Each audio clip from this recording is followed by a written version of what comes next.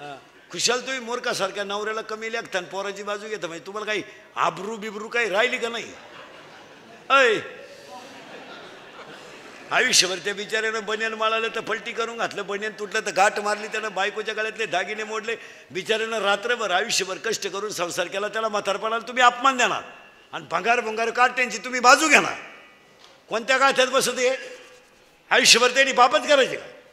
त्याला वाटलं नाही का माझ्या हाताला कधी चांगलं घड्याळ असावं? त्याला वाटलं नाही का माझ्या पायात कधी चप्पल असावा? अरे त्यानं मुलीचं लग्न केलं का घर बांधायचं, घर बांधलं का एअर खांदायची, एअर खांदलं का पोरगं सांभाळायचं, पोरगं सांभाळायचं का पुन्हा बोरगं करतं झालं, म्हणजे तुम्ही त्यांचे अपमान करायचे. म्हणजे कष्ट करणाऱ्यांनी फक्त कष्टच करून मारायचं, हा कोणता न्याय? कोणता न्याय हा?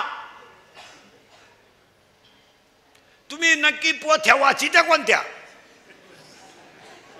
नाही तर द्या मला शिव्या भया, कोणी आला काय तुम्ही आला, मग तर दुपारच मी येईल. तू आज